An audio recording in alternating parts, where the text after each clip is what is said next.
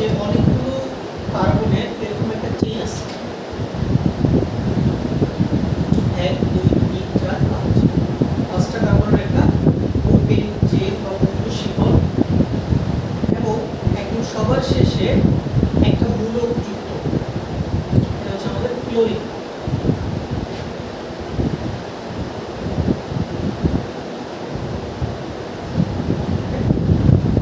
এখন আমরা সবাই জানি যে ফ্লোরিন যে কি করবে, ফ্লোরিন এখানে বেসিক্যালি কি করবে, ফ্লোরিনের যে তড়িৎ ঋণাত্মক হবে সেটা কত, সবচেয়ে বেশি হাইয়েস্ট।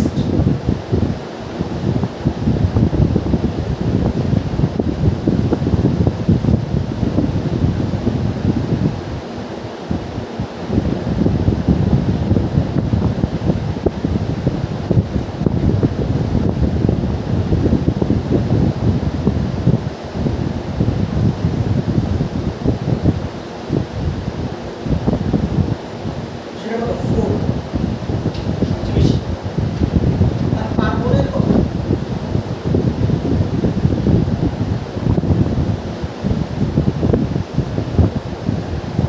কার্বনের হচ্ছে 2.4।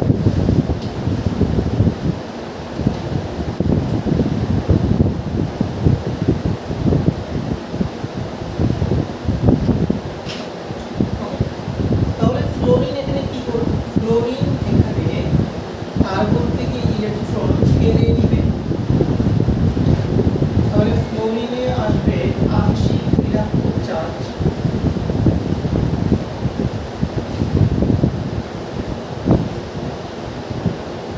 আর কার্বনে আসবে আংশিক ধনাত্মক চার্জ।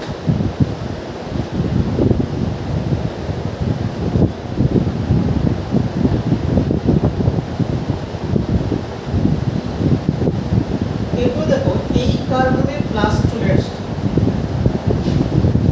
তাহলে এই কার্বনে এখন ইলেকট্রনের কিছুটা ঘাটতি আছে এই কার্বনে, তখন এই কার্বন তার ঘাটতিটা পূরণের জন্য, তার ইলেকট্রনের ঘাটতিটা পূরণের জন্য পাশের কার্বন থেকে ইলেকট্রন কি করা শুরু করে, ফলে পাশের কার্বনে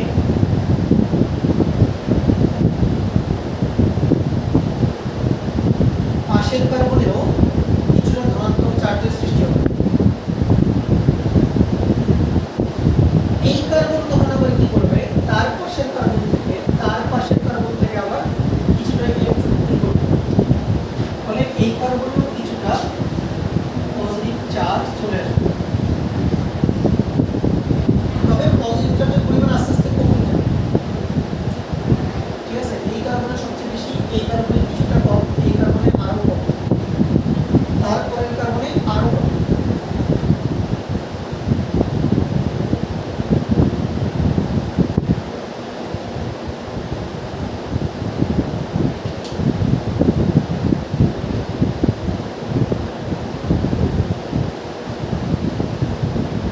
আর তারপরের কার্বনে এই প্রভাবটা তেমন আর থাকবে না। তাহলে কি হলো দেখো, এই জাস্ট ফ্লোরিন মূলকটা থাকার কারণে পাশাপাশি চারটা কার্বনে ধনাত্মক ইলেকট্রন চলে আসছে। এই কার্বনে আসছে, এই কার্বনের কারণে পাশের কার্বনে আসছে, এই কার্বনের কার্বনে তার পাশের কার্বনে, এই কার্বনের কারণে তার পাশের কার্বনে, মানে একটা কার্বন আরেকটা কার্বন দিয়ে কি হচ্ছে, প্রভাবিত হচ্ছে, এবং ইলেকট্রনগুলো স্থানান্তরিত হচ্ছে মূলত সিগমা বন্ধন বরাবর। এখানে কিন্তু কোনো ডাবল বন্ড নাই, কোনো লোড পেয়ার নাই, শুধু সিগমা বন্ধন বরাবর তোমার ইলেকট্রনের এরকম স্থানান্তর করছে। ওকে, তাই এই ধরনের প্রভাবকে আমরা বলে থাকি হচ্ছে ঋণাত্মক আবেশীয় প্রভাব। মানে যদি কার্বন চেনে যদি পজিটিভ চার্জ আসে তখন তাকে কি বলি, ঋণাত্মক আবেশীয় প্রভাব বা নেগেটিভ ইনডাকটিভ ইফেক্ট বা মাইনাস আই, কি বলে থাকে মাইনাস। তাহলে কোনো একটা কার্বন পরমাণুর সাথে যদি এমন কোনো পরমাণু যুক্ত থাকে যার তড়িৎ ঋণাত্মকতা তার থেকে বেশি, কার্বন থেকে বেশি, কে আছে, যেমন ধরো হ্যালোজেনগুলো আছে, ক্লোরিন, ব্রোমিন, আয়োডিন, এরা আছে, অক্সিজেন আছে, তারপরে কি আছে, ফ্লোরিন আছে, এরাই বেসিক্যালি এদের কিন্তু ইলেকট্রোনেগেটিভিটি কার্বন থেকে বেশি। ওকে, তো এরা থাকলে তখন কার্বন কি চলে আসবে, পজিটিভ চার্জ, পজিটিভ চার্জ এটা পাশের কার্বনটাও ট্রান্সমিট, ঠিক আছে, এটা হলো মাইনাস আই এবং এটা অনলি সিগমা বন্ধন বরাবর, ঠিক আছে, কোনো পাই বন্ধন বা মুক্ত জোর এখানে কোনো অংশগ্রহণ করবে না। পাই বন্ধন মুক্ত জোরের জন্য আলাদা ইফেক্ট আছে, এর পরে আলোচনা হবে।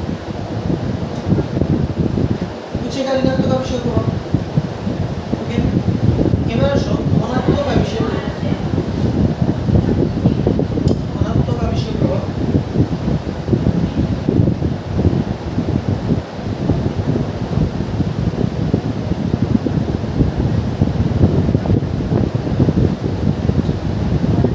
তুমি যদি এখানে এই CH3 পুরো মূলকটা চিন্তা করো, এই পুরো CH3 মূলক তুমি এটা চিন্তা করো, এখানে কি হচ্ছে দেখো, এখানে কার্বন হাইড্রোজেনের বন্ড যদি আমরা অ্যানালাইসিস করি,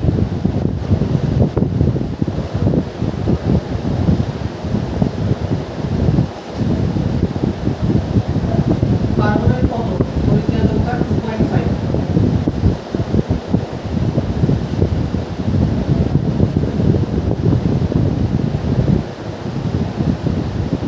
হাইড্রোজেনের কত 2.1,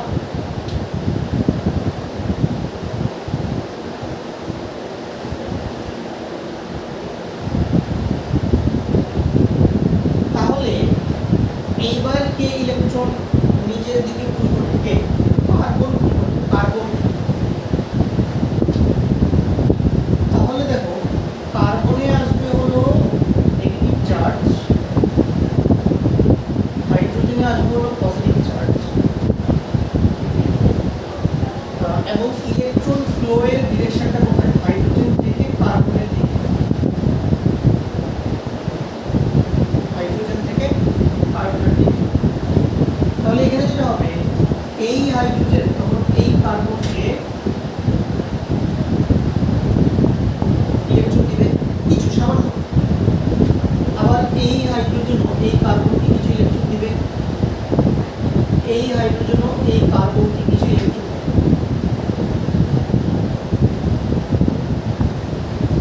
তাহলে এই কার্বন পরমাণুটা তিনটা হাইড্রোজেন পরমাণু থেকে একটু একটু করে ইলেকট্রন পাচ্ছে, কারণ সবার কাছ থেকে যদি অল্প অল্প করে পায় তাহলে কিন্তু তার কাছে ভালো পরিমাণে কি আছে, ইলেকট্রন আছে, ওকে।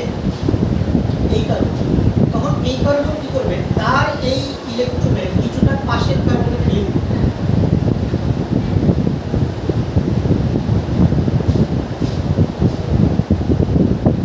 তখন আবার এই কার্বন কি করবে, কিছু ইলেকট্রন তার পাশের কার্বনে ঠেলে দিবে,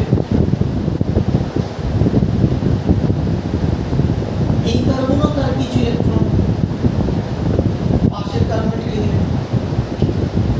সো মোটামুটি এরকম প্রায় 4টা কার্বন পর্যন্ত এই ইফেক্টটা চলবে, 4 নম্বর কার্বনের পরে আর এই ইফেক্টটা কাজ করবে। তাহলে প্রথমে এই তিনটা হাইড্রোজেন কি করলো, এই কার্বনকে দিল, দেন এই কার্বন তার পাশের কার্বনে দিল, এই কার্বন তার পাশের কার্বনে দিল, এই কার্বন তার পাশের কার্বনে দিল, এই কার্বন তার পাশের কার্বনে দিল। মানে এখানে বেসিক্যালি কি হচ্ছে, একটা কার্বন পরমাণু বুঝতে পারে, এই কার্বন পরমাণুটা দেখো, এই কার্বন পরমাণুটা দেখো, এই কার্বন পরমাণুটা থেকে কেউ ইলেকট্রন কেড়ে নিচ্ছে নাকি এই কার্বন পরমাণুকে কেউ ইলেকট্রন দিচ্ছে, ইলেকট্রন কিন্তু এটা দিতেছে।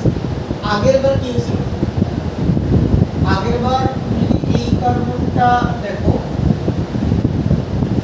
আগেরবার এই কার্বনের কাছ থেকে ইলেকট্রন কেড়ে নেওয়া হয়েছিল না, এবার এই কার্বন ইলেকট্রন দেওয়া হচ্ছে, ঠিক আছে, ওকে। তাহলে এবার এই কার্বনটা ইলেকট্রন পাওয়ার কারণে তারপরের তিনটা কার্বনও একটু একটু করে কি পেয়েছে, ইলেকট্রন পাইছে, ঠিক আছে। তার মানে দুটো জিনিস, একটা হচ্ছে কার্বন থেকে কেউ ইলেকট্রন কেড়ে নিবে, কার্বন থেকে যদি কেউ ইলেকট্রন কেড়ে নেয় তখন আমরা মাইনাস আই, আর এইখানে কার্বন ইলেকট্রন পাচ্ছে আরেকজনের কাছ থেকে। এই জন্য এই ধরনের প্রভাব কেমন বুঝি, ধনাত্মক আবেশীয় প্রভাব বা প্লাস আই। তুমি সোজা যেটা বাংলা যেটা মনে রাখবা, যে কার্বন থেকে ইলেকট্রন কেড়ে নিলে মাইনাস আই, কার্বন থেকে ইলেকট্রন কেড়ে নিলে মাইনাস আই, আর কার্বন থেকে ইলেকট্রন নিলে প্লাস আই। তাহলে এখন লক্ষ্য করো, এইখানে ইলেকট্রন কার্বন দিচ্ছে না, এই পুরো CH3 মূলকটাই এই কার্বনকে ইলেকট্রন দিচ্ছে। এরা চারজন একত্রিত হবে, তার মানে CH3 আমাদের কি হচ্ছে, অ্যালকাইল মূলক, অ্যালকাইল মূলক, অ্যালকাইল মূলক।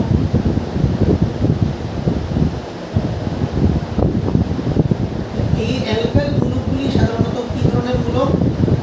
এরা হলো ইলেকট্রন দাতা। যে কোনো অ্যালকাইল মূলক হচ্ছে ইলেকট্রন দাতা।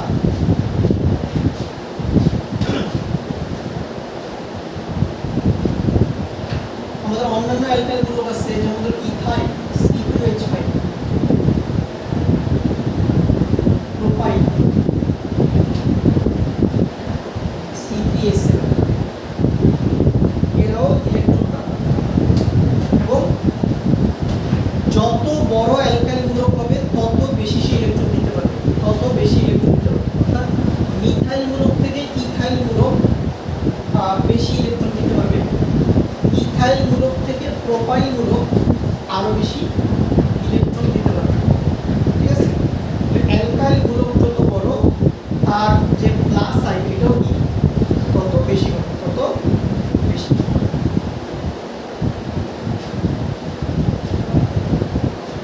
তোমাদের মূলত দুই ধরনের ইফেক্ট লাগবে। ইফেক্ট বলতে এক হচ্ছে হ্যালোজেন থাকলে কি হয়, আরেকটা হচ্ছে অ্যালকাইল মূলক থাকলে কি হয়। তুমি যদি বুঝতে পারো তাহলে মোটামুটি তোমার ইন্টারমিডিয়েট লেভেলের সমস্ত প্রশ্ন উত্তর দিতে পারবে, মানে আবিষীয় প্রভাব থেকে আসে। এমনিতে মাইনাস আই শো করে এরকম গ্রুপ আছে মিনিমাম 20-25টা, এরকম গ্রুপের চার্ট আছে, তো এগুলো তোমাদের দরকার নেই। ঠিক আছে, এগুলো যদি তোমরা ব্যবহারকারী করবে না, মানে অলরেডি পিএইচডি করবে না, এরকম বিস্তারিত জানার দরকার নেই। আবার প্লাস আই ইফেক্ট শো করে এরকমও গ্রুপ আছে 25টা। ঠিক আছে, তো কোনটা বেশি দেখায় কোনটা কম, এবার চার্ট আছে, বাট কোনো দরকার নেই। এই দুটো মনে রাখো, একটা কি, একটা হলো হ্যালোজেন, হ্যালোজেন থাকলে মাইনাস আই, হ্যালোজেন থাকলে মাইনাস আই, অ্যালকাইল গ্রুপ থাকলে প্লাস আই, হ্যালোজেন থাকলে মাইনাস আই, অ্যালকাইল গ্রুপ থাকলে প্লাস আই। আচ্ছা, এবার আবিষীয় প্রভাবের কিছু বৈশিষ্ট্য আছে। কিছু দেখো, প্রথমত দেখো এটা হচ্ছে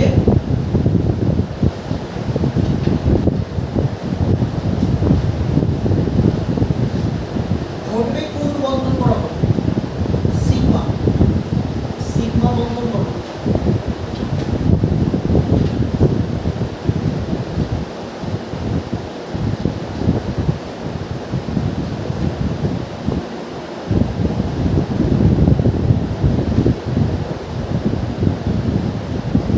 সিগমা বন্ধন বরাবর ঘটে।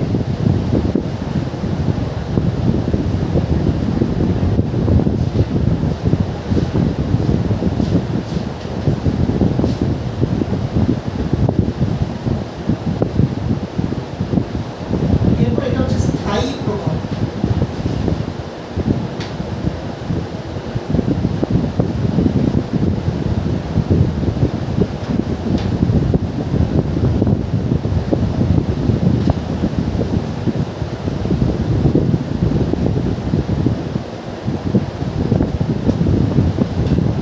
স্থায়ী প্রভাব মানে এই প্রভাবটা যদি একবার তোমার যোগের মধ্যে সৃষ্টি হয় এটা সবসময় থাকবে। যদি এখান থেকে হ্যালোজেন চলে যায় তাহলে আবার ইফেক্টটা থাকবে না, বাট যতক্ষণ পর্যন্ত হ্যালোজেন আছে, যতক্ষণ পর্যন্ত অ্যালকাইল গ্রুপ আছে, এই প্রভাবটা স্থায়ীভাবে যোগের ভিতরে থাকবে। এটাকে বলে স্থায়ী প্রভাব, পার্মানেন্ট ইফেক্ট। আর এরপর হচ্ছে এটা দূরত্ব বৃদ্ধির সাথে সাথে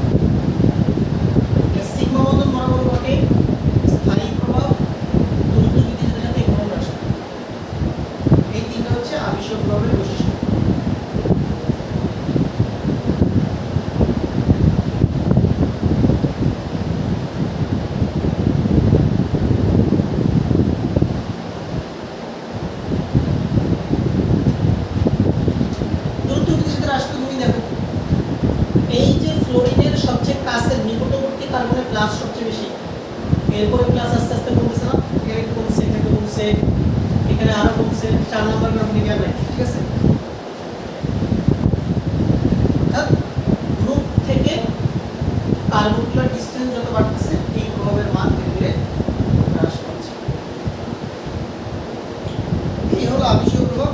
তাহলে আমাদের এখানে সামারি কি, আমরা বেসিক্যালি কি মনে রাখবো? আমরা মনে রাখবো কার্বনের কাছ থেকে ইলেকট্রন যদি কেড়ে নেওয়া হয় সিগমা বন্ধন বরাবর, তাহলে সেটা হলো মাইনাস আই, আর কার্বন যদি সিগমা বন্ধন বরাবর ইলেকট্রন পায় তাহলে সেটা কি প্লাস। ঠিক আছে, হ্যালোজেনগুলো হচ্ছে মাইনাস আই ঘটায়, হ্যালোজেনগুলো মাইনাস আই ঘটায়, আর অ্যালকাইল গ্রুপগুলো কি ঘটায় প্লাস আই। মনে রাখলে আর মনে রাখবো এটা হচ্ছে স্থায়ী প্রভাব, আর গুরুত্ব বৃদ্ধির সাথে সাথে এই প্রভাব এগুলো পাশাপাশি বলে থাকে, এগুলো মনে থাকলেই আচ্ছা। এখন আমরা দেখি যে এই আবিষীয় প্রভাব ব্যবহার করে কি কি ধরনের প্রশ্নের উত্তর দিতে পারি।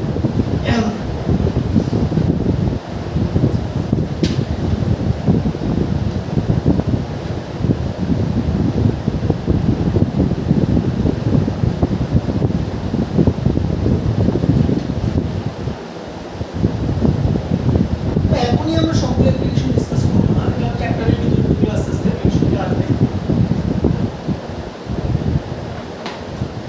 তো ইন্ডাকটিভিটির সবচেয়ে বড় অ্যাপ্লিকেশন হচ্ছে যে সাধারণত তোমার অ্যাসিডিটি অর্ডার বের করা।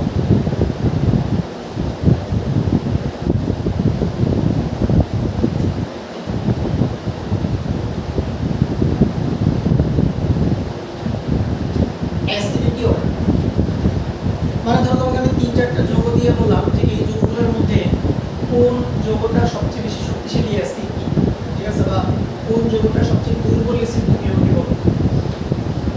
এখন অ্যাসিড শক্তিশালী নাকি দুর্বল, আমরা যদি এখানে জৈব অ্যাসিডের কথা বলছি, জৈব অ্যাসিডগুলো এমনিতেই দুর্বল, জৈব অ্যাসিডগুলো এমনিতেই দুর্বল, তাহলে কতগুলো দুর্বল অ্যাসিডের শক্তিমত্তা তুমি ক্যালকুলেট করতে পারবা? তো কতগুলো দুর্বল অ্যাসিডের শক্তিমত্তা বলতে হলে তোমার অবশ্যই ওই অ্যাসিডগুলো কি জানতে হবে, বিয়োজন ধ্রুবক কে কে। তাহলে তুমি যদি বিয়োজন ধ্রুবক জানো, যার বিয়োজন ধ্রুবক বেশি হবে সে শক্তিশালী, আর যার পিকে এ কম সে কি শক্তিশালী। এইভাবে তো বলাই যায়, বাট এরকম তো কখনো তোমাকে মান দিয়ে দিবে না, কে পিকে এগুলোর মান তো কখনো দেওয়াই থাকে না। তাহলে তুমি কিভাবে কতগুলা যৌগের সংকেত কি বলতে পারবা যে এটা শক্তিশালী এটা দুর্বল? ঠিক আছে, এখান থেকে কিন্তু একটা এমসিকিউ বরাবরই কিন্তু লিখে আসে এই এসপিটি অর্ডার, যে কোনো ভর্তি লিখে আসবে এই এসপিটি অর্ডার যে নিচের কোন স্থিতিজন্য শক্তিশালী। তো কয়েকটা এসি আমি নেই, তার আগে বলে দিই তুমি কি মনে রাখবা।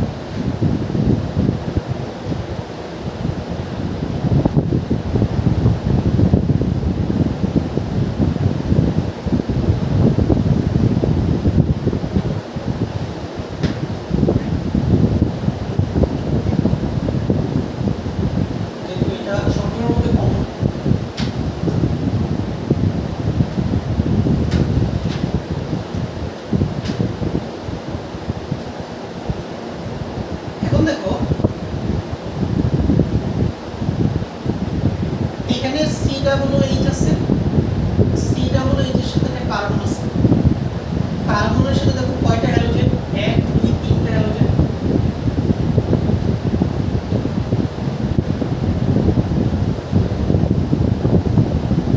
তাহলে এখানে কয়টা মাইনাস আই আছে, হ্যালোজেন মানে মাইনাস আই, এখানে কয়টা মাইনাস আই, 3টা মাইনাস আই। প্রতিটা কার্বন ক্লোরিন বন্ধনে একটা করে মাইনাস আই আছে, ঠিক আছে। এখানে minus I minus I minus.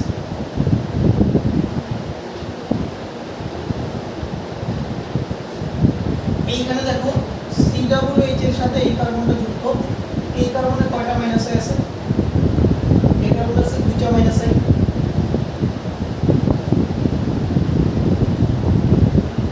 Minus I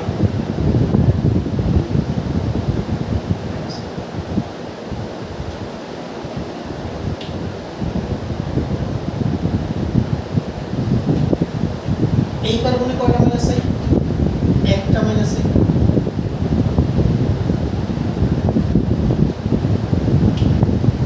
এইখানে কি অবস্থা, এখানে কোনো মাইনাস আছে, প্লাসে আছে, প্লাসে কিভাবে আছে, এখানে কোনো অ্যালকেন মূলক আছে নাই, মাইনাসেও নাই প্লাসেও নাই, নো ইফেক্ট, শুধু হাইড্রোজেন থাকলে নো ইফেক্ট।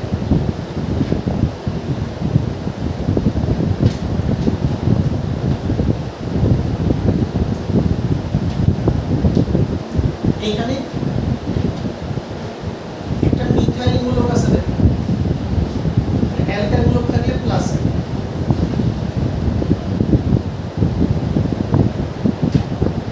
এইখানে দেখো একটা ইথাইল মূলক আছে, এটা একটা অ্যালকাইল মূলক, তাহলে কি এটা প্লাস।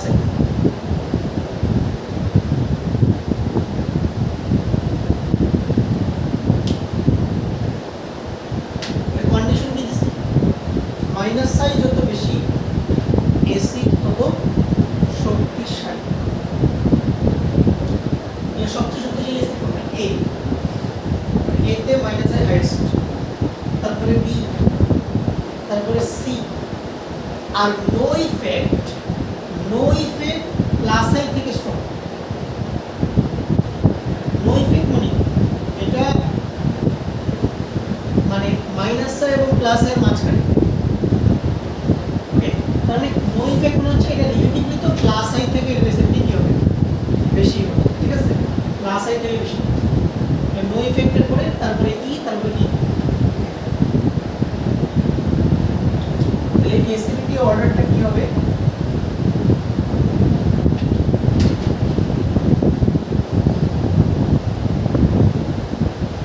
অর্ডার হবে এ সবচেয়ে স্ট্রং, তারপরে B,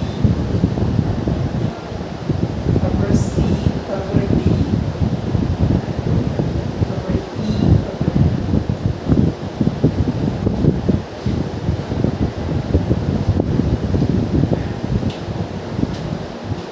methanoic acid, ethanoic acid অপেক্ষা কি অধিক শক্তিশালী, ইথানোয়িক অ্যাসিড প্রোপানোয়িক অ্যাসিড অপেক্ষা অধিক শক্তিশালী।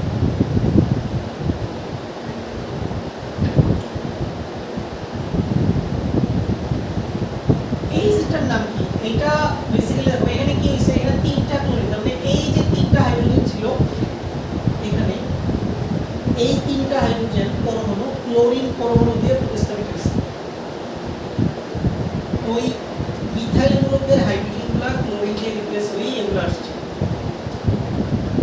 এটাকে আমরা বলি ট্রাইক্লোরো ইথানোয়িক অ্যাসিড, এটা হচ্ছে ডাইক্লোরো ইথানোয়িক অ্যাসিড, এটা হচ্ছে chloro ethanoic acid, ethanoic acid, ethanoic acid, propanoic acid. এই 6টা অ্যাসিড থেকে তোমাদের প্রশ্ন আসবেই, ঠিক আছে, প্রশ্ন আসবেই। দেখো যে এমসিকিউতে এই 6টা অ্যাসিড থেকে যে কোনো 4টা অপশন থাকে।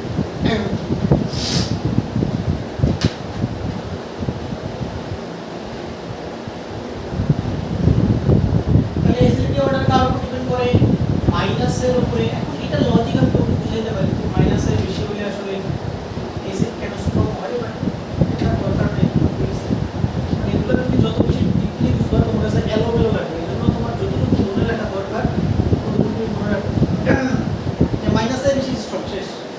এখন যদি পরীক্ষায় উল্টাটা আসে আর এই অ্যাসিডগুলোর ক্ষারকত্বের ক্রম কি বেসিসিটি, তাহলে তুমি অ্যাসিডিটি উল্টায় দিলে কি অ্যাসিডিটি অর্ডারটারে উল্টায় দিলেই তুমি কি পেয়ে যাবে বেসিসিটি পেয়ে যাবে। এই জন্য বেসিসিটির রুল আলাদাভাবে মনে রাখার দরকার নাই, তুমি অলওয়েজ অ্যাসিডিটি বের করবা। তোমার যদি পরীক্ষা বেসিসিটিও আসে তুমি অ্যাসিডিটি আগে বের করবা, যে মাইনাস আই বেশি হলে অ্যাসিডিটি বেশি হয়, ঠিক আছে, মাইনাস আই কম হলে অ্যাসিডিটি কম হয়, ঠিক আছে। তো তুমি অ্যাসিডিটি বের করে অ্যাসিডিটি উল্টায় দিলেই বেসিসিটি অর্ডার চলে আসবে।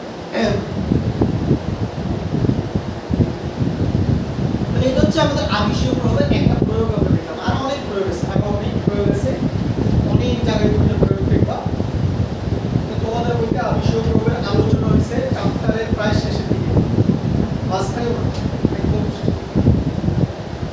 তারপর যে আমাদের অলরেডি পড়ায় কি প্রথম দিন আইসাই জৈব যৌগের শ্রেণী বিভাগ কত প্রকার এই সেই অপচম, তারপরে পড়াবে কার্যকরী মূলকের সংজ্ঞা, ঠিক আছে, এরপরে পড়াবে নামকরণ এবং উদয় ভাই পঞ্চম, অযথাই কাজের জিনিস কেউ পড়াবে না,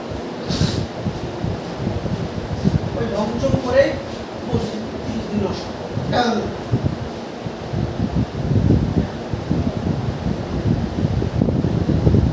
আমি প্রথম ক্লাসে কিন্তু এখান থেকে একটা সিকিউরিটি মাসাল করতে হবে, ঠিক আছে, এটা আমি শুরু করব।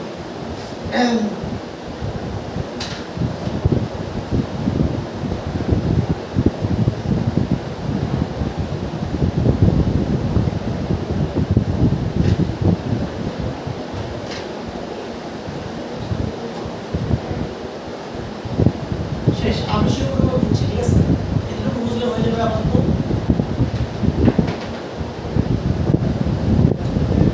নেক্সট আমাদের যে কনসেপ্ট শিখতে হবে আবিষীয় প্রভাবের পরে, সেটা হলো রিএজেন্ট। বেশ গুরুত্বপূর্ণ।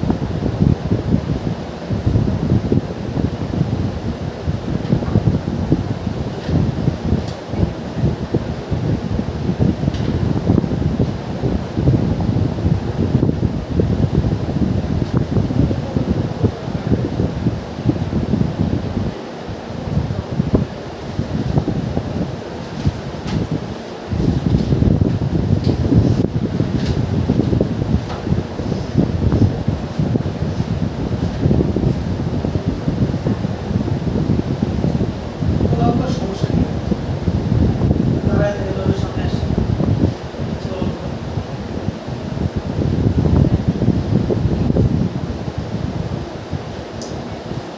চলো রিএজেন্ট বা এটা হচ্ছে বিকারক, ঠিক আছে।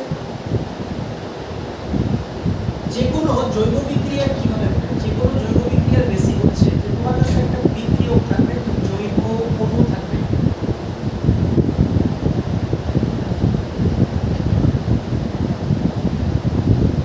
জৈব অণু যে কোনো কিছু হতে পারে, এটা alkyne alkyl alkyl alkyl alkyl halide alcohol acid, যে কোনো কিছু। এই অণুর মধ্যে তুমি কি যুক্ত করবা, একটা বিকারক যুক্ত করবা, বিকারক।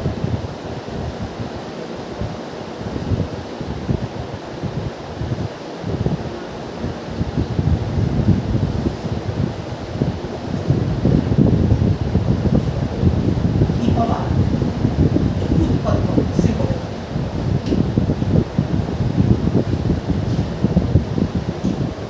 তার মানে বিকারক কি করবে, বিকারক হলো এই জৈব, হয় এই বিকারক এই জৈব অণুর সাথে যুক্ত হয়ে যাবে, এরকম সিনারিও হতে পারে যে বিকারক জৈব অণুর সাথে যুক্ত হয়ে গেছে, যুক্ত হয়ে যাবে কি অ্যাডিশন, সংযোজন কি।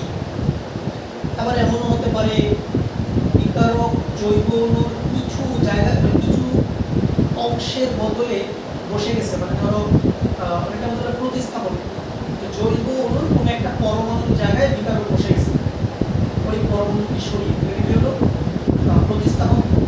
আবার এমন হতে পারে বিকারক জৈব অণু থেকে কিছু বের করে নিল, কি হতে পারে অপসারণ, অনেক কিছু হতে পারে। তাহলে বিকারকের কাজ হলো জৈব অণুকে আক্রমণ করা, জৈব অণুর একটা নির্দিষ্ট অংশে অ্যাটাক করা, অ্যাটাক করে জৈব অণুর ভিতরে কিছু পরিবর্তন নিয়ে আসা, যার জন্য কি পাওয়া যাবে উৎপাদন, ঠিক আছে। এই জন্য বিকারককে আক্রমণকারী বিকারকও বলা হয়।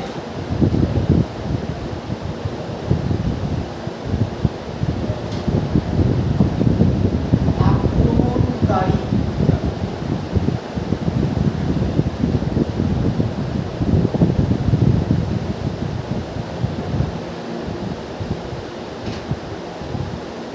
আক্রমণকারী বিকারক বলাটা বেশি অ্যাপ্রোপ্রিয়েট। কাকে আক্রমণ করবে? এই বিকারকগুলো কাকে আক্রমণ করবে? কাকে আক্রমণ করবে? কার্বনকে অ্যাটাক করবে। কাকে?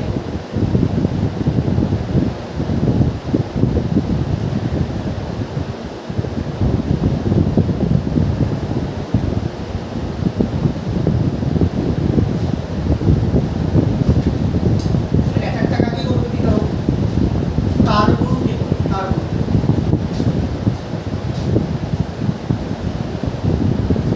এখন এই বিকারককে আমরা বেসিক্যালি তিনটা ভাগে ভাগ করি। এর মধ্যে দুইটা ক্লাসিফিকেশন আছে আমাদের।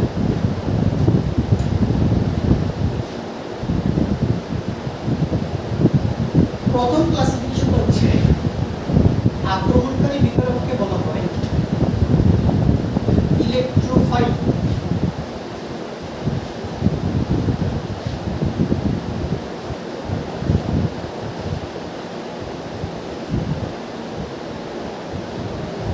এক ধরনের আক্রমণকারী বিকারকের নাম কি? ইলেকট্রোফাইল। এই শব্দটা তুমি বারবার পাও, বারবার আসবে সে ওয়ার্ডটা, ইলেকট্রোফাইল। ঠিক আছে। আরেক ধরনের বিকারক হচ্ছে নিউক্লিওফাইল।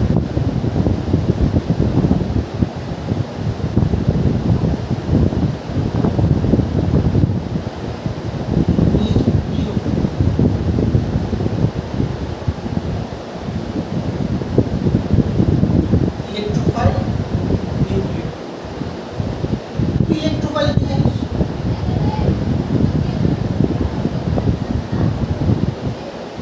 এখানে দুইটা শব্দ আছে। ইলেকট্রো মিন্স ইলেকট্রন,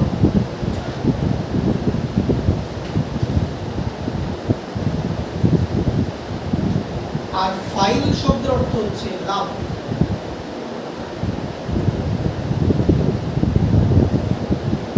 ফাইল হচ্ছে লাভা। ঠিক আছে।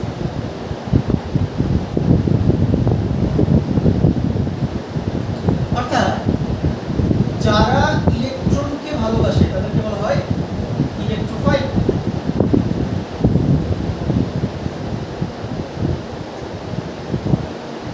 এইখানে আসো, নিউক্লিও মানে কি?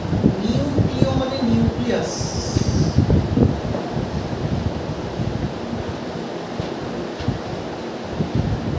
ফাইল মানে লাভার।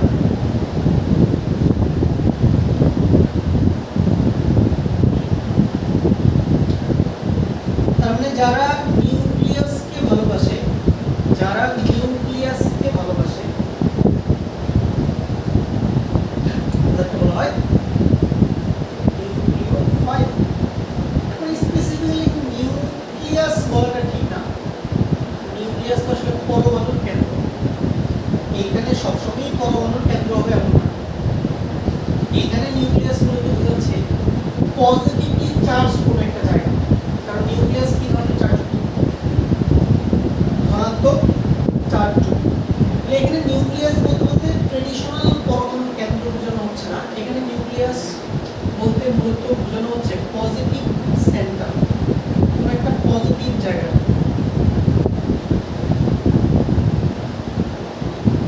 Positive centre.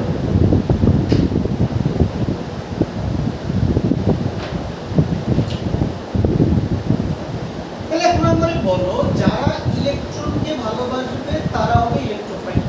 তার প্রশ্ন হচ্ছে ইলেকট্রনকে কারা ভালোবাসবে? যাদের যাদের ইলেকট্রনের ঘাটতি আছে, যাদের ইলেকট্রনের কি আছে? ঘাটতি আছে, তারাই তো ইলেকট্রনকে ভালোবাসবে নাকি? নাকি যাদের ইলেকট্রন বেশি আছে তারা আরো ইলেকট্রন নিতে চাইবে? না, যাদের ইলেকট্রনের ডেফিসিয়েন্সি আছে, ইলেকট্রনের ঘাটতি আছে, তারা ইলেকট্রনকে ভালোবাসবে, তারাই হবে ইলেকট্রোফাইল। এই জন্য ইলেকট্রোফাইলের সাধারণ প্রতীক হচ্ছে ই পজিটিভ।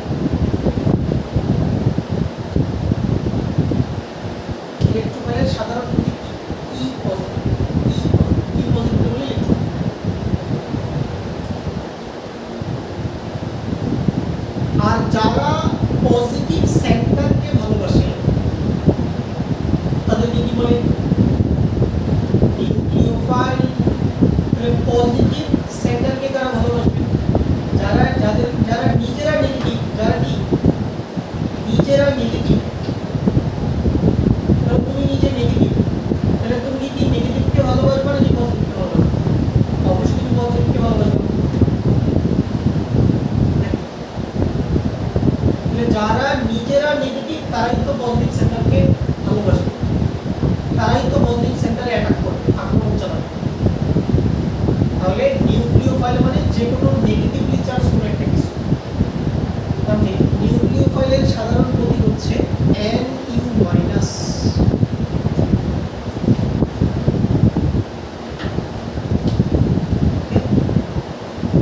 তাহলে সহজে মনে রাখার উপায় কি? কোনো কিছুর মাথায় প্লাস দেখলে সেটা ইলেকট্রোফাইল, কোনো কিছুর মাথায় মাইনাস দেখলে সেটা নিউক্লিওফাইল। মানে ব্যাপার আছে, সব জিনিসের মাথায় মাইনাস থাকলে যে এটা নিউক্লিওফাইল হবে এমন কোনো কথা নাই। এখানে একটা গুরুত্বপূর্ণ শর্ত হচ্ছে ইলেকট্রোফাইল এবং নিউক্লিওফাইল হওয়ার একটা গুরুত্বপূর্ণ শর্ত হচ্ছে একটা প্লাস দিলে এটাকে গাদার মতো এটাকে ইলেকট্রোফাইল বলা যাবে না, মাইনাস দিলে এটাকে গাদার মতো ইলেকট্রোফাইল বা নিউক্লিওফাইল বলা যাবে না। ইলেকট্রোফাইল নিউক্লিওফাইল হইতে গেলে অবশ্যই তাদেরকে কাকে অ্যাটাক চালাইতে হবে, কাকে আক্রমণ করতে হবে? কার্বনকে। কাকে অ্যাটাক করতে হবে? কার্বনকে। যদি সে প্লাস হয় এবং কার্বনকে আক্রমণ করে তাহলে সে ইলেকট্রোফাইল। যদি সে মাইনাস হয় এবং কার্বনকে আক্রমণ চালায় তাহলে সে নিউক্লিওফাইল। বুঝলো? কোনটার মধ্যে প্লাস দিলে ইলেকট্রোফাইল, মাইনাস দিলে এখন উদাহরণ ইলেকট্রোফাইলের एग्जांपल কি? দুই টাইপের ইলেকট্রোফাইল আছে, একটা হলো পজিটিভলি চার্জড ইলেকট্রোফাইল, যাদের একদম ডিরেক্টলি পজিটিভ চার্জ আছে।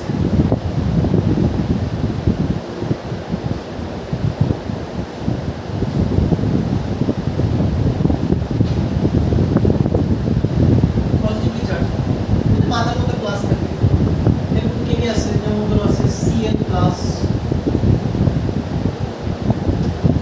তারপরে আছে NO2+, CH3+, বা CH3CO+,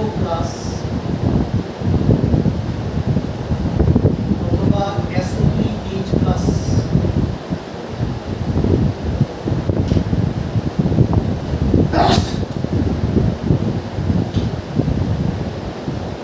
এদের সবার মধ্যে প্লাস আছে, কারণ এরা সবাই হলো ইলেকট্রোফাইল এবং এরা কাকে আক্রমণ করবে?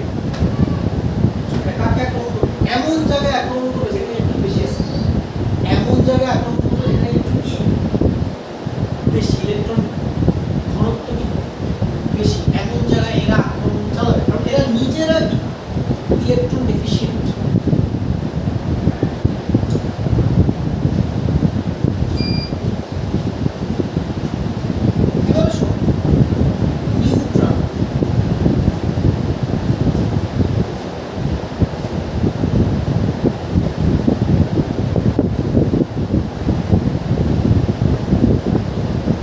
নিউট্রাল মানে তোমার কাছে কিছু যৌগ থাকবে যেগুলোর মধ্যে কোনো পজিটিভ চার্জ নাই, কিন্তু এরা ইলেকট্রোফাইল হিসেবে আচরণ করতে পারে। যেমন বেরিলিয়াম ক্লোরাইড, বোরন ট্রাইফ্লোরাইড,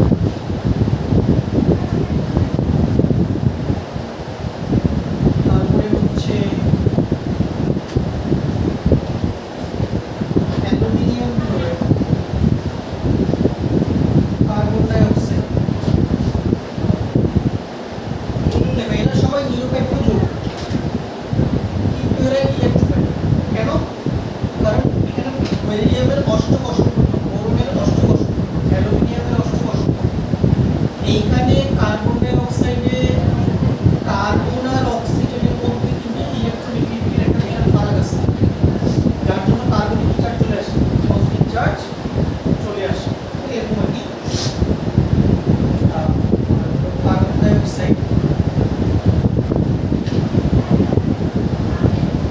এখানে কার্বনের পার্শিয়াল পজিটিভ ক্যারেক্টার, অক্সিজেনের পার্শিয়াল নেগেটিভ ক্যারেক্টার।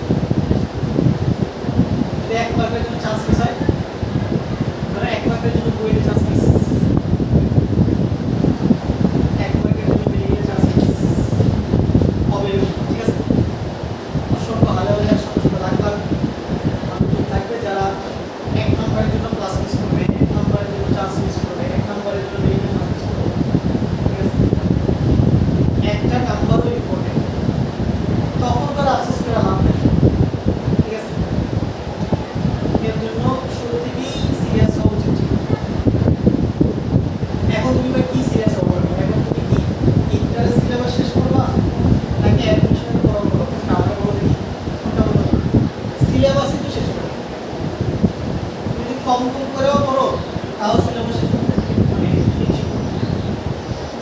তুমি আগে যদি 5টা অঙ্ক করতে আর তুমি 2টা অঙ্ক করো তাও দেখবে যে কষ্ট হয়ে গেছে পড়া বেশি না করো আগে তো শর্ট সিলেবাস ছিল টপিক কম ছিল শেষ করা যায় না পুরো বইটা ভাই তুমি কি বলতে পারো ভাই এতে কোশ্চেন দিচ্ছে কেন ঠিক আছে এমন টপিক আছে যেগুলো বলা হয় দিতেও পারে না এখান থেকে প্রশ্ন দিয়েছে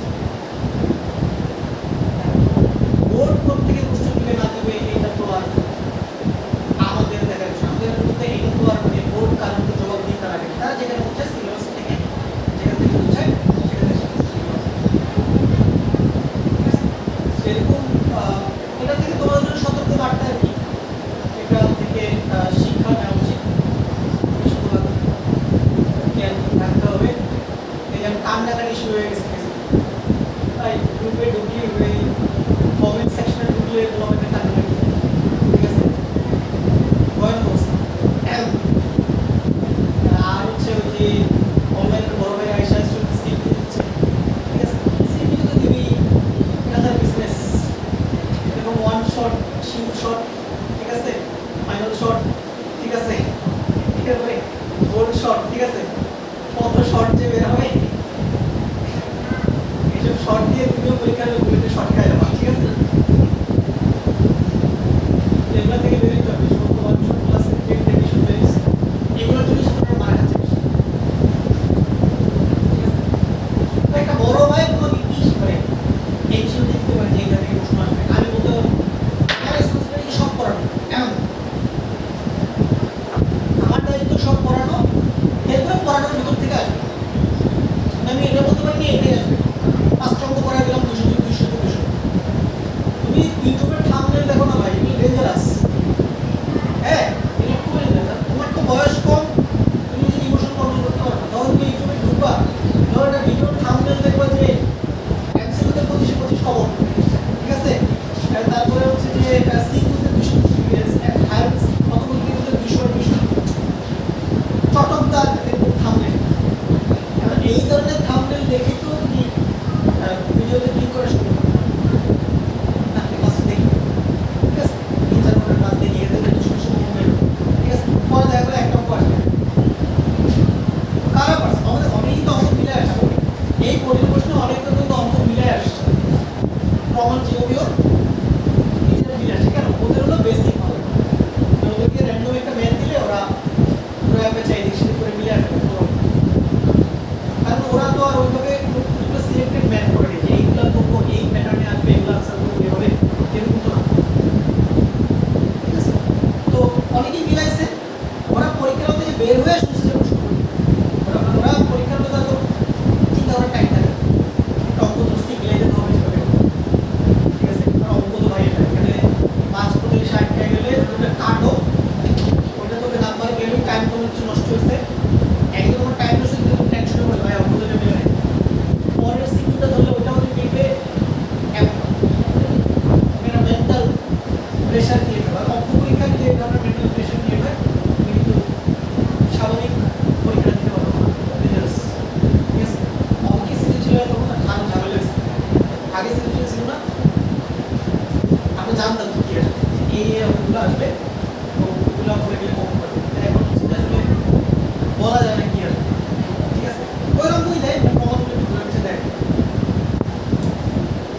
বলা একদম বলা মেইন বই তো টোটালি পড়ে না মেইন বই পড়ার অভ্যাস তো বলা মানে বউ নাকি চলে গেছে পোলা পাইন খালি কি টাইপ ওয়াইজ ভাই টাইপ ওয়াইজ ম্যাথ পড়া ঠিক আছে টাইপ 1 টাইপ